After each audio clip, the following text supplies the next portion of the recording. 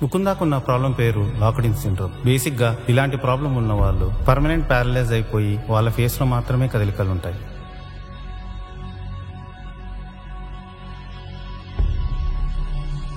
బాడీలో ఏ పార్టు కదలదు. బ్రెయిన్ బాడీకి ప్రోగ్రామింగ్ ఇచ్చినా ఆ బాడీ ఆ సెన్స్ని అందుకోలేదు. బై గాడ్స్ గ్రేస్ ముకుందాకి ఇంకా ఆ స్టేజ్ రాలేదు. బట్ ఏ నిమిషంలో ఏం జరుగుతుందో ఎవరికి తెలియదు.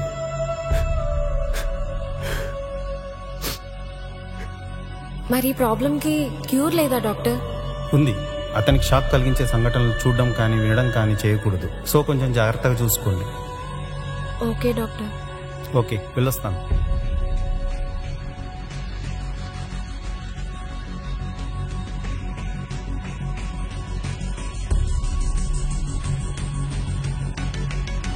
కన్నా,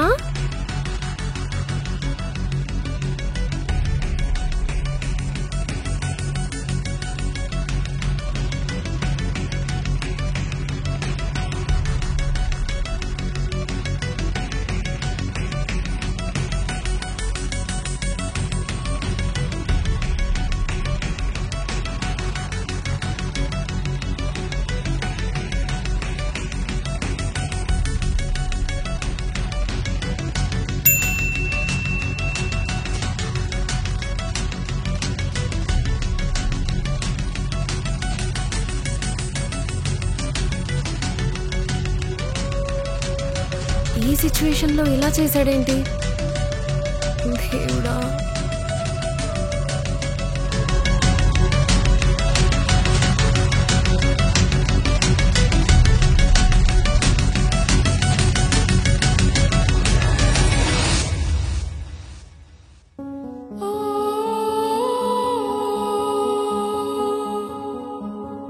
ఆ రోజు రాధకి జరిగిన ఇన్సిడెంట్ దగ్గర నుండి ఆ లాక్డ్-ఇన్ సిండ్రోమే కాకుండా వేరే ప్రాబ్లం కూడా వచ్చింది. ఒక మనిషిని 10 సెకండ్స్ చూస్తే కానీ ఐడెంటిఫై చేయలేను. మొత్తం బ్లర్గా కనిపిస్తారు. లెటర్స్ కూడా మిర్రర్లో చూస్తే కానీ క్లారిటీ రాదు. డాక్టర్ని కన్సల్ట్ చేస్తే డిస్లెక్సియా అని ఇంకో డిజార్డర్ కూడా ఉందని చెప్పేశాను. ఇన్ని ప్రాబ్లమ్స్ ఉన్న నన్ను పెళ్లి చేసి నువ్వేం సుఖపడతావు? అందుకే నన్ను వదిలే ప్లీజ్. కన్నా ప్లీజ్ రాణి, నన్ను అలా పిలవు. నాకు మళ్ళీ రాదని గుర్తు చేయి. నువ్వు కూడా బస్ స్టాప్లో లిఫ్ట్ ఇచ్చే కదా నాకు ప్రపోజ్ చేసావు. నేను ఇప్పుడు మళ్ళీ అలా చేస్తే తప్పైపోయిందా కన్నా?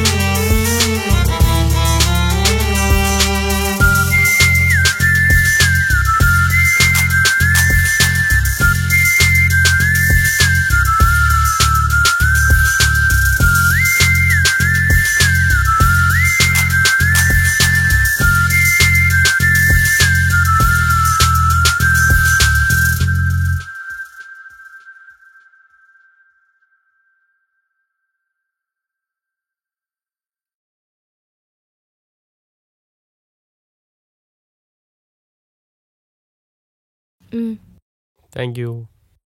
ఎందుకు రోజు నన్ను ఫాలో అవుతున్నావు? ఏంటి లైన్ వేస్తున్నావా? లేదు, లవ్ చేస్తున్నాను. రెండిటికి తేడా ఏంటి? లైన్ వేయడం అంటే టైంపాస్ చేయడం, లవ్ చేయడం అంటే లైఫ్ లాంగ్ నీతోనే ఉంటానని చెప్పి గ్యారంటీ ఇవ్వడం.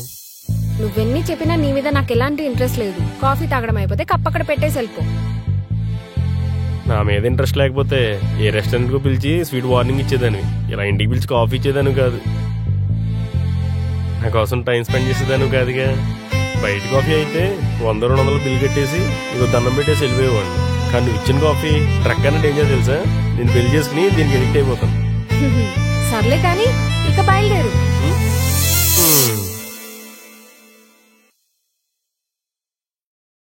ఓయ్ దిష్టి తీయించుకో. ఎందుకు? అందంగా ఉన్నామని చెప్తే పులిహోర కలుగుతున్నావు అనుకుంటాం, అందుకే దిష్టి తీయించుకోమన్నా. ఏదో కొద్ది గొప్ప ఇంప్రెస్ అయ్యే అవకాశం ఉందిగా. హే పర్లేదు, పడిపోయినా చెప్పొచ్చు. నేనేం నీకు పడిపోలేదే.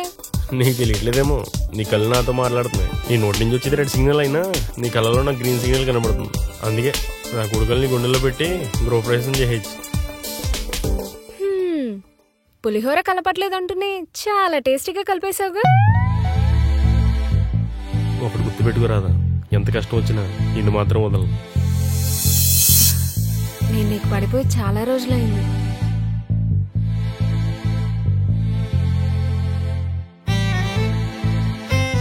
ఎక్స్పెక్ట్ చేయొచ్చా? స్లాబ్ ఎక్స్పెక్ట్ చేయొచ్చు. పర్లేదులే, అది చాలు.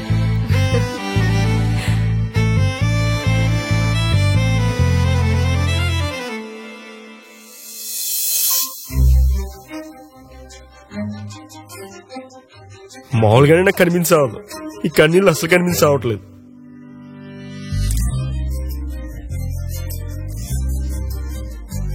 రాదా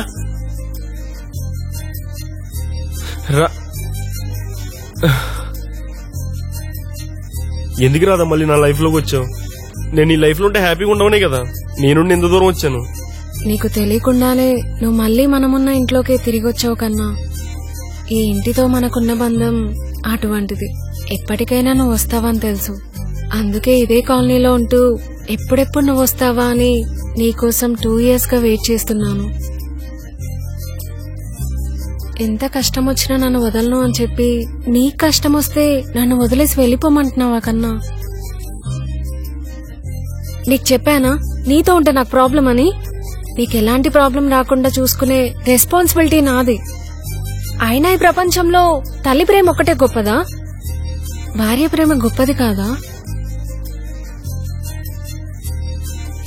ఒక తల్లి తన బిడ్డని కంటికి రెప్పలా ఎలా కాపాడుకోగలదో భార్య కూడా తన భర్తని అంతే ప్రేమగా చూసుకోగలదు. నన్ను పెళ్లి చేసుకోకన్నా.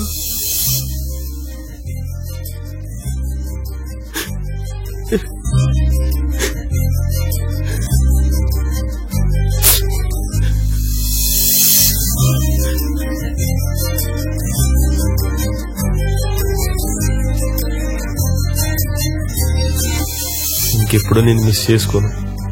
I love you Radha.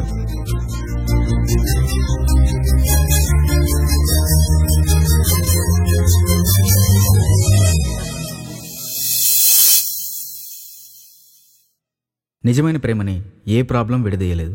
నిన్నే కాకుండా నీ ప్రాబ్లంను అర్థం చేసుకొని ఆ ప్రాబ్లం రాకుండా చూసుకోవడం వాళ్ళ రెస్పాన్సిబిలిటీ అని ఫీల్ అయ్యే పార్ట్నర్ దొరికినప్పుడు పొరపాటును కూడా వదులుకోకూడదు. మీ అనంత గణేష్ పాల్వాయ్.